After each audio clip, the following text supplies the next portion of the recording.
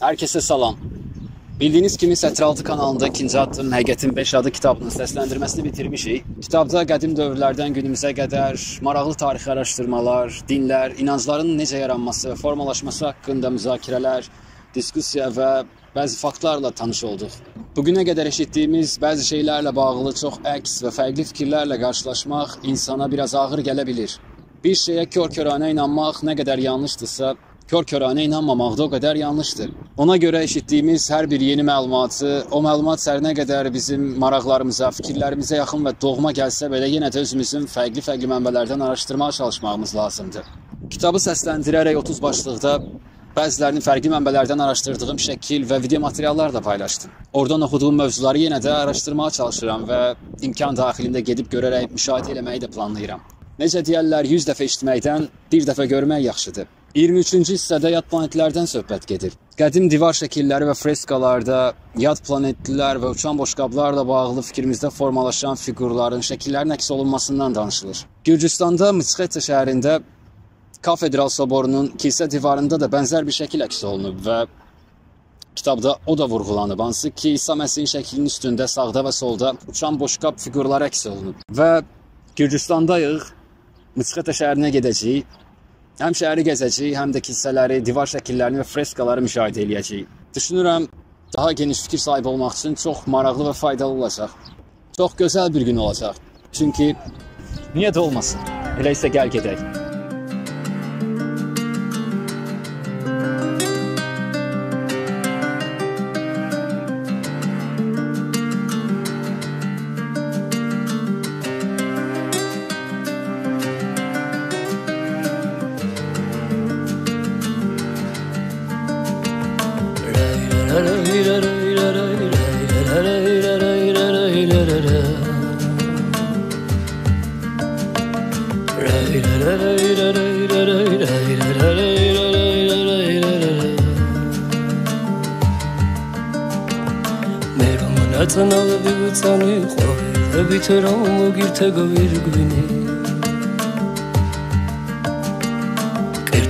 საწოვერო შევეხეშინი მწვავდა მაგრამ უფრო სირცხვილი კარი ისე მოკიოდა მახსენებდა შემოჩენილ ჭაღარე მე სხვა გზით გამეკეცი მე იმ გზაზე თვალებს ვეღარ ვაფარე Narodებიდან წამოსულო ჩემო გულის ნაკადულო ხმა მე რა დამრჩა შენის თანა წავიდა და სულ სხვა უშლის თმა მე რომ გული გავხსენი იმან მითხრა გულის კლასან Nagafihati sasya varakit haruqar zardi Tapirus meleti zurmuqti shandi Isole pere vida tomelandi Kamilebuli kharda sitva kharbi Yara sadarab dumare sakhit Ukasrieli kharusi muqti shandi Isole pere vida tomelandi Kamilebuli kharda sitva kharbi Yara sadarab dumare sakhit Ukasrieli kharusi muqti Viza ukrefia uenkodvardi Afihati sasya varakit haruqar zardi Tapirus meleti zurmuqti shandi Isole pere vida tomelandi Kamilebuli kharda sitva kharbi Yara sadarab dumare sakhit Ukasrieli kharusi moshandi Viza ukrefia uenkodvardi Ziani kalaki nagafihati Sasya varakit haruqar zardi Tapirus meleti zurmuqti shandi Isole pere vida tomelandi Kamilebuli kharda sitva kharbi Yara sadarab dumare sakhit Ukasrieli kharusi moshandi Viza ukrefia uenkodvardi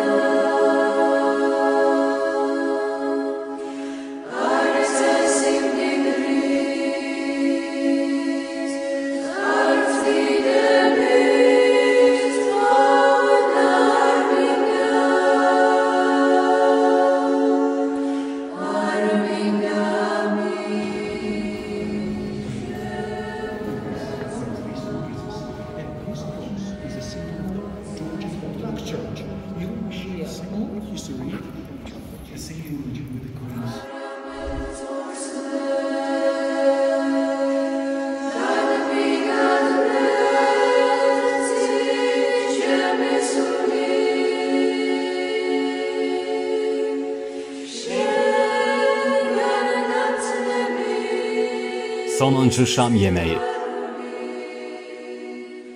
Da Vinci əsəri İtaliyanın Milan şəhərindəki Santa Maria della Grazia monastırının yemək otağının arxa divarında çəkib.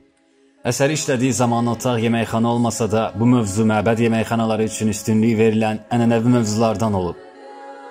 Leonardo təxminən 1495-ci ildə əsəri işləməyə başlamış və 1498-ci ildə əsər üzərində işi bitirərək üstündə işləməyi dayandırmışdı.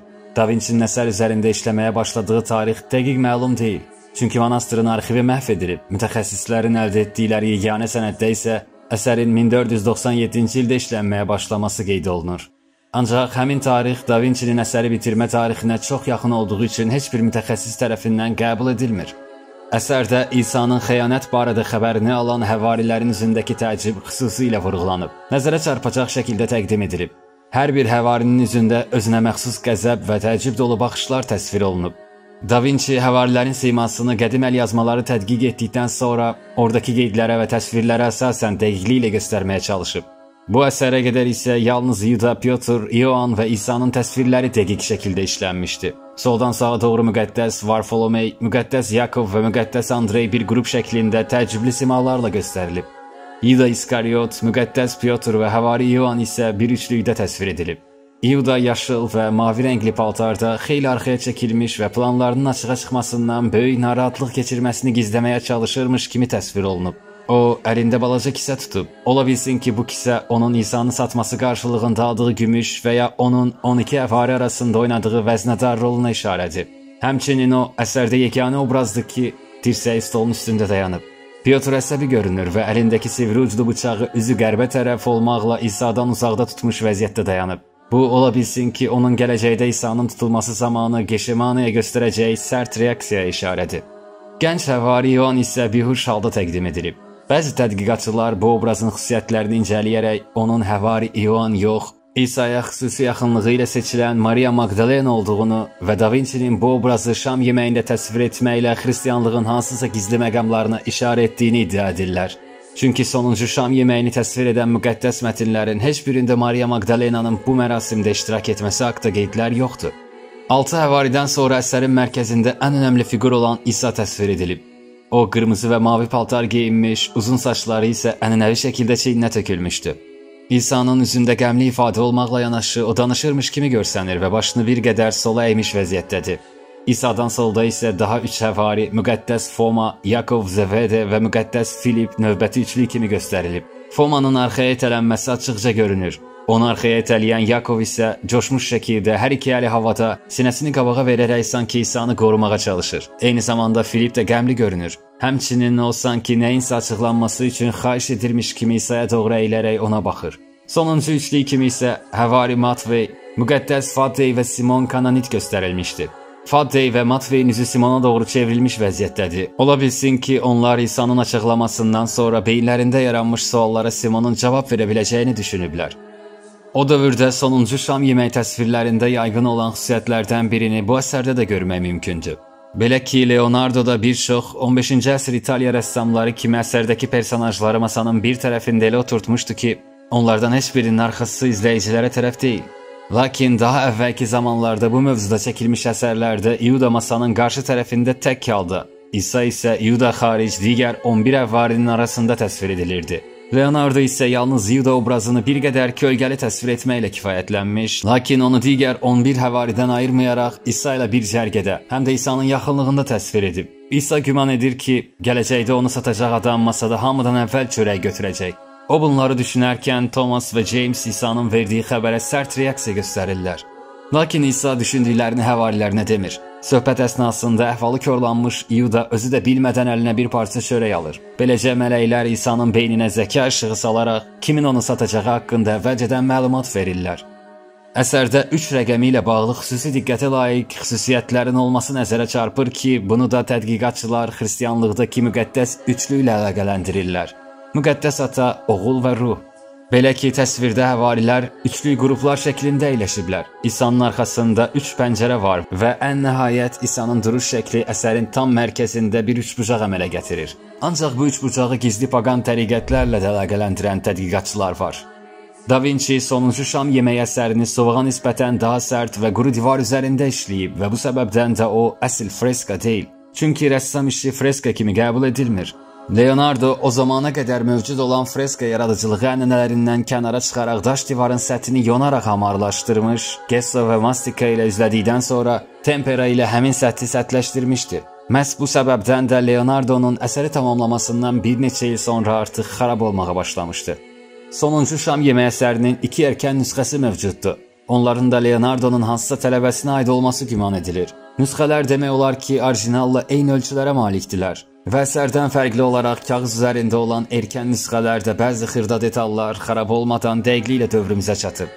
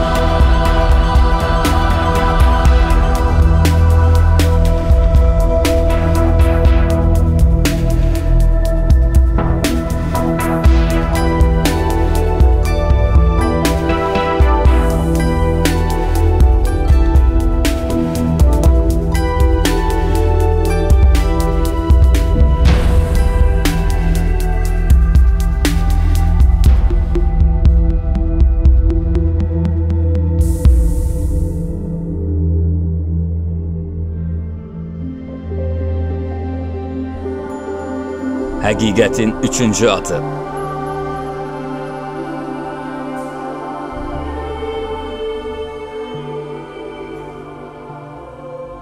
Paleokontakt. Bu bir nəzəriyyədir və bu nəzəriyyəyə görə nə vaxtsa uzaq keçmişdə bir planetə göydən gəlmələr gəlib. Onlar başqa planetlərin, bəlkə də qalaktikaların sakinləri olub və biz insanların taleyini dəyişiblər. Mən artıq 30 ildən çoxdur bu haqda biliklər və sənədlər toplayıram. Siz demək istəyirsiniz ki, artıq yad planetlərə inanırsınız? Bilirsiniz, bu maraqlı mövzudur. Amma mənim kitabım bu haqda deyil. Daha çox dinlər, Allah və qədim rituallarla bağlıdır. Və sözün düzü, mən buna o qədər də inanmıram. Dövrümüzdə hamı məşhur olmaq istəyir və video görüntülərin çoxu elə bu məşhur olmaq istəyən adamlar tərəfindən çəkilir. Bax bu rəsmlərə. Bunlar hamısı orta əsrlər rəsmləri, qədim dövrlərin əsərləridir. Bu əsərlərə uzun əsrlər insan əli dəyməyib. Onlar siyasət və uçan boşqaf filmləri yaranmamışdan var idilər.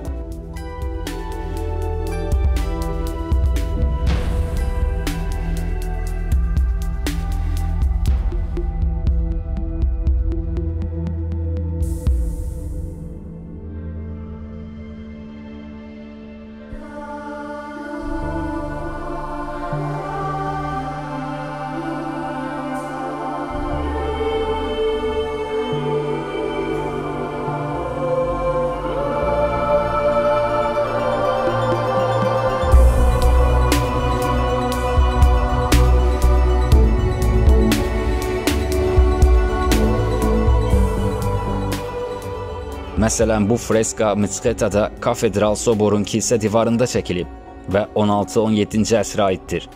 İsa'dan sağda və solda səmada UFO şəkilli fiqurlar görünür.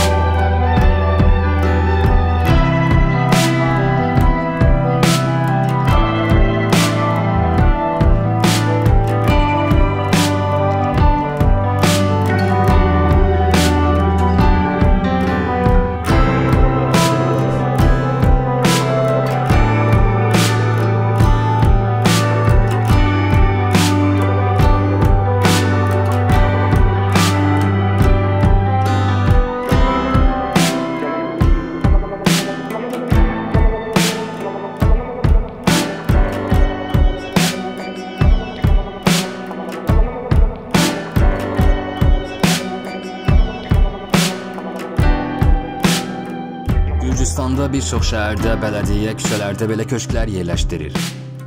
Könüllü şəkildə istəyən bura kitablar qoyur və istəyən götürüb oxuya bilir. Elə də çox istifadə olunmur, amma əsasən də uşaqlarda kitaba maraq oyadır.